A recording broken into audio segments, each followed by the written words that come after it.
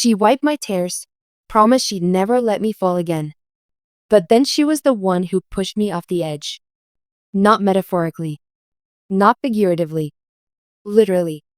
She looked me in the eyes, the same eyes that once used to search mine when we laughed, the same eyes that once swore they'd never lie, and she let go. But I'll get to that. Let me take you back. Because betrayals like these don't happen overnight. They brew slowly, like poison in your tea, like a shadow behind your footsteps. And before you even realize it, the person who once saved your life becomes the one who steals it from you. The first night, I was 19. It was raining hard that night, the kind of rain that soaks through your bones and makes your soul feel heavier. I hadn't eaten in 3 days. My hoodie was damp, my shoes torn at the sides, and I could feel the bruises from the fight I'd gotten into earlier still burning under my ribs. I didn't pick the fight, but that didn't matter. When you're invisible to the world, you're always the one who ends up bleeding. I was sitting outside a closed bookstore in Satur, trying to stay out of sight, hugging my knees, teeth chattering, when I heard boots on the pavement. Quick, deliberate steps. I glanced up. She was holding an umbrella with one hand and a cigarette with the other. Fierce. Confident. Eyes sharp. Lips red. She looked like someone who didn't belong in this part of the city, or maybe like someone who refused to care that she did. She paused when she saw me. No pity in her eyes. Just stillness. Like she was trying to remember something she'd forgotten long ago. Then, without a word, she sat next to me. Not away from me. Not cautiously. Right next to me. She opened her bag, pulled out a wrapped sandwich, and placed it beside me on the wet pavement. Eat, she said.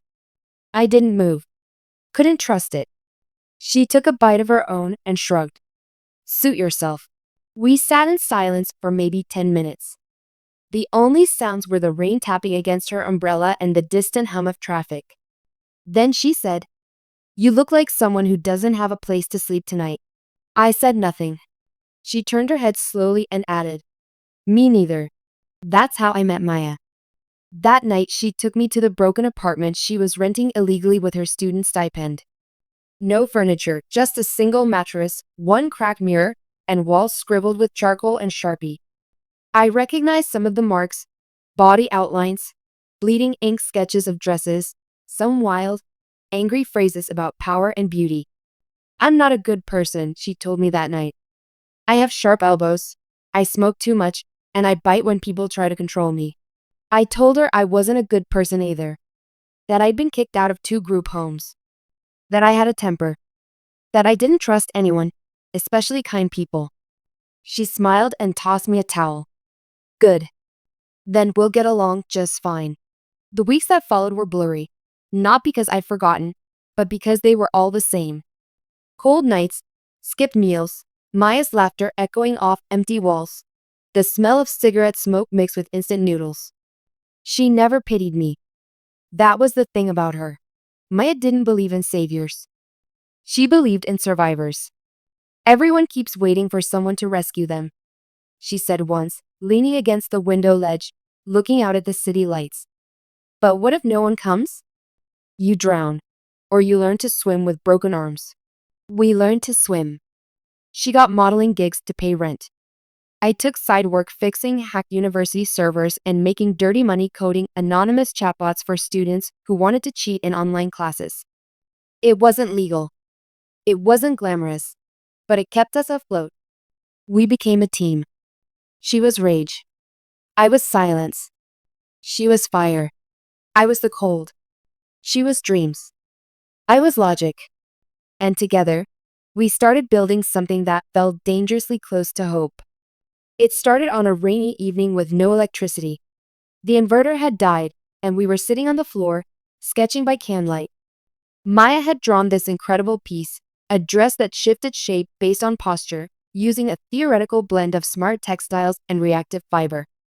It looked like something out of a Sky-Fi magazine. I stared at it for a long time. What if we built it? I asked. Built what? A company. A brand. Something that's not just fashion, something that knows the person wearing it. She laughed. Not mockingly, just surprised.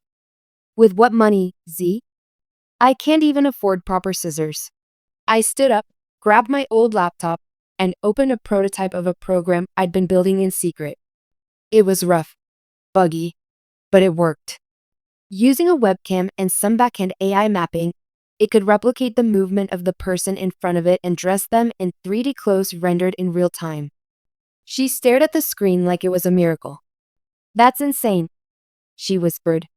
That's Naira, I said. That's what we'll call it. We spent the next 2 years building Naira. Days at the university, nights coding and designing, weekends networking with broke investors who like to feel smart by playing savior.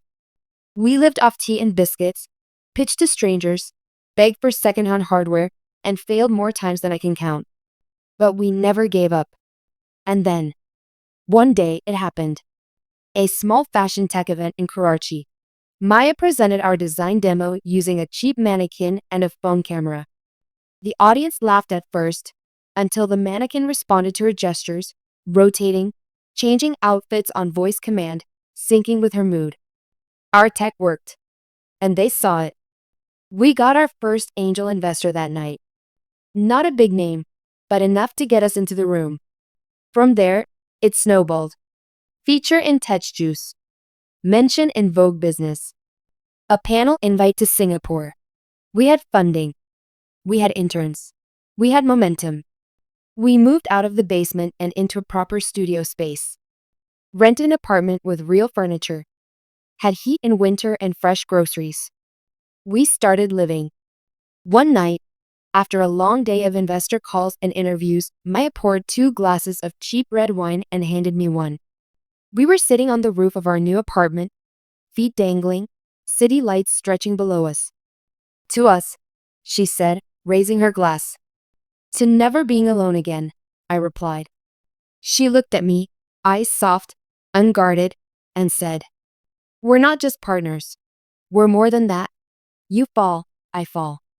You rise, I rise. Promise me. I nodded. I swear. We clinked glasses. That night, we took a vow. No matter what came next, success, fame, power, we'd never betray each other. Never lie. Never leave. But sometimes, it's not the world that breaks the vow. Sometimes, it's the one who made it. We always thought that success would be the finish line, that once we made it, we'd finally rest, finally breathe. But success doesn't calm the storm. It amplifies it. And for us, it started with a phone call. We had just crossed 100K users on Naira's beta. Journalists were calling Maya the face of South Asian fashion tech. Investors were lining up. And then came the call. A major global conglomerate, you'd know the name if I said it, offered us a deal. Not just money. Everything. A full acquisition, multiple zeros on the check, and positions on their executive board. They wanted Naira. They wanted us. But they had one condition. They only wanted Maya. Not both of us. Just her. The email said, we see Maya as the visionary. We'd prefer to move forward with her as creative director under our existing tech team. I saw the email first. My heart sank. I forwarded it to Maya. She didn't reply. That silence, it lasted 12 hours. And in those 12 hours, something broke in me. Not because I thought she'd take it, but because I realized she was thinking about it. And when she finally spoke, her words weren't what I expected. They see me as the brand, she said. Without me, there is no Naira. I nodded. Without us, there is no Naira. She looked at me, but not the way she used to. Not like a partner. Not like someone who shared the hunger, the grind, the sleepless nights. No. She looked at me like an obstacle. Like something she had to step around. That's when I first felt it. The coldness. The calculation. She didn't take the deal, not officially. But something shifted after that. She started working late without telling me where she was. Meetings with brand strategists I didn't know.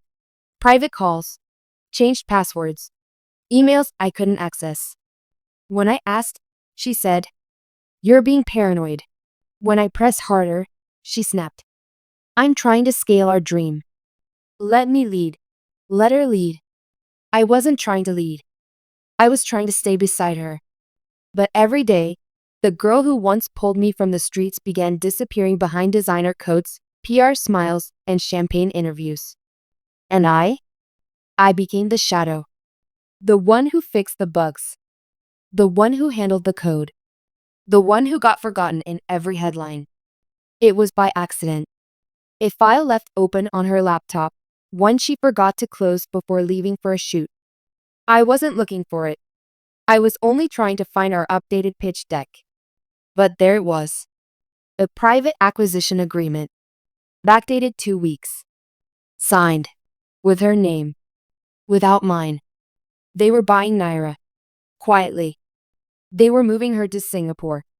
They were absorbing my entire backend code and IP, and she had told them I was just a hired developer. My name wasn't even in the clause for credits. I couldn't breathe. I remember staring at her signature on that screen and thinking, is this the same girl who once shared half a sandwich with me on a broken sidewalk? I waited till she came back that night. The apartment smelled like roses, a PR gift from some fragrance sponsor. She had heels in her hand, makeup still perfect, and that smug tiredness of someone who thinks the world already belongs to them. I didn't yell. I didn't scream. I just held up the printed contract and said, "What is this?" She looked at it. Didn't even flinch. "You weren't supposed to see that yet," she said. Not "I'm sorry." Not "let me explain." Just, "You weren't supposed to see it." That's when I knew. She wasn't planning to tell me. She wasn't going to include me. She was going to take everything we built and walk away. "I made this company what it is," she said, like a dagger slipped between my ribs. "You were just the code. Replaceable." "You're joking," I whispered. "No, I just stopped pretending." And then she leaned in, cold, cruel, lethal, and said the words that shattered me forever. "I only kept you around until I didn't need you anymore." She didn't apologize. She didn't beg. She smiled. The same smile she gave me the day she first handed me that sandwich. That smile that once meant hope. Now it meant war. And in that moment, something in me snapped. Not just heartbreak, not just betrayal. It was rebirth. If she thought she could erase me, she hadn't calculated what I'd do next. Because if she wanted war, I'd give her revenge. The cold kind. There's a silence that comes after betrayal, not peaceful silence, but the kind that screams inside your head. I didn't cry. Didn't scream. Didn't beg her to change her mind. I just stood there in the apartment we once built together, walls covered in sketches, wires, memories, and I watched her pack her things. Not even a goodbye. Just perfume, footsteps, and the soft click of the door. And then I was alone. Again. But this time, it wasn't the world that abandoned me. It was her. For weeks, I disappeared. No one noticed. Not the media. Not the interns. Not the investors she took with her. I became a ghost in the company I helped create, buried beneath NDAs and rewritten narratives. They launched the new version of Naira 6 weeks later, a glittering global debut in Singapore. She wore red, spoke fluent tech lingo, told the world she led the innovation that changed the fashion tech landscape. My name? Nowhere. Even the backend code was scrubbed of my digital signature. They used my architecture, my data mapping, my prototype, but called it hers. And the worst part? She looked happy. Like it had never cost her anything. Like I was never real. My rent ran out. I lost the apartment. I sold my laptop. Started sleeping in an old server room at the edge of the university's abandoned tech building. No heat. No windows. Just blinking red lights and the hum of machines. And in that cold, fluorescent hell, I unraveled. I stopped eating. Stopped shaving. Started watching every interview she gave, every smug headline, every smile, every time she said I instead of we. I hated her. But more than that, I hated myself. For trusting her. for building with her, for loving her like she'd never leave. One night, I watched a clip of her saying, "Success isn't about who starts the race. It's about who finishes it." And something inside me snapped. She wasn't just rewriting history. She was erasing me. I couldn't let that stand. Not because I wanted credit. Not because I wanted fame. But because I remembered who she used to be. And I knew, deep down, that the woman on that screen was wearing a mask. And I was going to rip it off. I bought a used laptop with the last cash I had left. No name. No account. Cash only. Wiped it clean. Installed a fresh Linux distro. And I started digging. Not through code. Through her. Through every server I'd helped build. Every admin credential I once had. Every backend she forgot to lock. They thought they'd erase me? I wrote that architecture. I knew where the cracks lived, where the data went when it was deleted, where the untraceable shadows still moved through the pipes of Naira's digital veins. I became a ghost in her machine. And what I found was filth. Hidden emails. Buyout contracts falsified. Investor kickbacks rerouted. Early access to sensitive user data used for targeted manipulation during Naira's influencer campaigns. One campaign was even flagged by internal compliance and quietly buried. Maya knew. She signed off on it all. She wasn't just ruthless. She was criminal. But that wasn't the part that made my blood run cold. There was one document, hidden in a server log backup, timestamped 2 days before she left me. A note to the board. Z won't be a problem. He's emotionally unstable. I've kept him away from legal and finance. She planned it. From the start. She never meant to rise with me. She always meant to climb over me. I wasn't just betrayed. I was hunted. The final file I found sealed it. She'd flagged my credentials weeks before the split. Marked my IPs for removal. Even set up a backup dev team to mirror my work while feeding me false timelines, making sure I stayed behind just long enough to be made irrelevant. It wasn't betrayal. It was premeditated deletion. And that I couldn't forgive. The man who loved Maya died that night. So did the boy she once saved in the rain. What rose from the ashes was someone else. Not loud. Not reckless. But methodical. I didn't want revenge. I wanted justice. Public. Precise. Irrefutable. And I was going to give it to her. Slow. Use her own empire against her. Find the flaw. Leak the rot. Turn her kingdom to glass. Then shatter it. She taught me how to survive. But I taught myself how to haunt. The world saw her as a visionary, a woman who rose from nothing and took over tech runways. But I saw the rot. And I was going to pull every string, press every crack, until her entire world caved in. Not all revenge is loud. Sometimes the best revenge is the kind that smiles. I started with the interns. Maya had expanded fast, new offices, fresh hires, international staff. But in her rush for glory, she'd forgotten one truth. The bigger the empire, the more doors left ajar. So I posed as someone else. A freelance UX auditor. Built a fake portfolio. Linked a dummy LinkedIn account with references from agencies that didn't exist. All dressed in perfect grammar, soft branding, and polite emails. And in 2 weeks, I was hired, remotely. Assigned to audit the back end of their Southeast Asia shopping interface. They didn't even ask for a video call. Once I had access, I didn't need to destroy anything. I just needed to twist it. You see, the real power of data isn't in code. It's in trust. People trust their apps to be secure. Influencers trust their dashboards to reflect reach. Investors trust engagement metrics to match projected value. So I injected subtle anomalies. Inflated influencer conversion rates. Misaligned customer retention stats. Delayed refund processes. Tiny bugs that caused frustration, but never enough to raise alarms. I was turning Naira into a friction machine where the product still looked perfect on the outside, but felt wrong to use. And Maya? She kept announcing record user growth. She didn't realize the cracks were spreading beneath her feet. The real blow was never going to come from me. It had to come from within. So I compiled everything. The falsified acquisition trail. The illegal user targeting campaign. The investor misreporting. Her own signed emails. I encrypted it into a zip folder, masked the IP, and sent it to 3 places.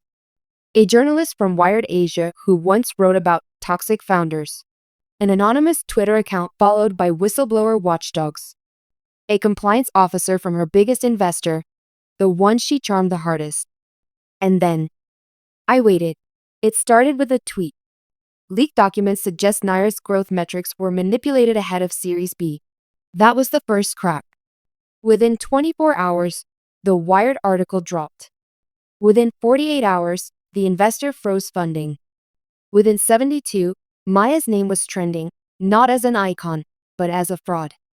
Photos of her smiling at press events were now slapped with headlines like, "Darling of Tech" or "Architect of Deceit." Naira's rise fueled by data abuse, says Insider Leak. She tried to do damage control. Posted an Instagram story. Called it a smear campaign. Tried to blame rogue employees. But she couldn't find the leak. Because it wasn't coming from the outside. It was inside her walls. Inside her servers. Inside her. A week later, I sent her an email. No subject. No signature. Just a message. "You wiped my name from your story. So I wiped yours from history." She didn't reply. But I know she read it. Because that night, her Instagram went dark. And the next morning, Naira's site went offline. You see, revenge isn't just about breaking someone. It's about showing them the mirror. So I used my access one last time, just before the firm shut everything down. I replaced the homepage of Naira with one final message. Real empires aren't built on betrayal. They're built on loyalty. You chose the wrong bricks. And underneath, I put my name. For the world to see. Naira was sold in pieces. Her board replaced. She vanished from tech panels. Stopped giving interviews. Some say she moved to Dubai. Some say she changed her name. Some say she's trying to build something new, somewhere no one knows her past. But me? I don't wonder. Because I know she checks. Every now and then, she visits the old site. She sees the message. She sees my name. And that's enough. They say revenge is a poison, that it consumes the vessel who carries it. But I don't feel consumed. I feel nothing. Not peace. Not pride. Just emptiness. Because when you burn down someone else's world, you're always standing in the ashes with them. Months passed. The headlines faded. Naira became another cautionary tale in startup blogs. The dangers of toxic solo founders. How not to scale. The woman who flew too close to fame. Maya's name became a whisper, then a warning. And me? I didn't return to the scene. Didn't try to rebuild. Didn't give interviews. Didn't tell anyone who I was. Because this wasn't about credit. It was about correction. And once I set the scales right, there was nothing left to weigh. It was a rainy Thursday when I got the letter. Not an email. A letter. Handwritten. No return address. Just one line on the envelope. To the ghost who taught me what hunger really is. I knew that handwriting. I opened it. Inside was a single page. And in Maya's delicate, slanted script, she'd written, "You didn't just kill the company. You killed the only part of me that was ever real. But here's what you never realized. You didn't build Naira for us. You built it to be seen. And I built it. So I could leave you behind. So maybe we're both liars. But only one of us became what we feared most. No apology. No remorse. Just a mirror." That night, I stared at the letter under the glow of a desk lamp. She was right. I didn't build Naira just to share something beautiful with the world. I built it to prove I deserved to be there. To force the world to see me the way she once had, as something worthy. When she betrayed me, she didn't just steal a company. She stole the story I was telling myself about who I was. And I retaliated by burning her narrative, the one where she was more than the girl who left people behind. In the end, we both became exactly what we promised each other we'd never become. Hungry, hollow, alone. Here it is. Months later, I was consulting on a new startup, low profile, under a different name. Quiet work. No front pages. No glory. The team hired a new branding lead. Said she was sharp, discreet, a ghost in the industry. I didn't look at her file. Not until our first Zoom call. The screen flickered. Camera turned on. And there she was. Maya. Older. Paler. No makeup. Just eyes that carried the same storm mine did. We both froze. Then she spoke first. "You're early," she said. I smirked. "You're late." And that was it. We didn't talk about the past. Didn't bring up Naira. Didn't ask why we were both here. Because we knew. In the end, revenge didn't destroy us. It defined us. Sometimes, the deepest revenge is not watching someone fall. It's standing across from them years later, both survivors of the fire you lit together, and realizing neither of you ever left the ashes.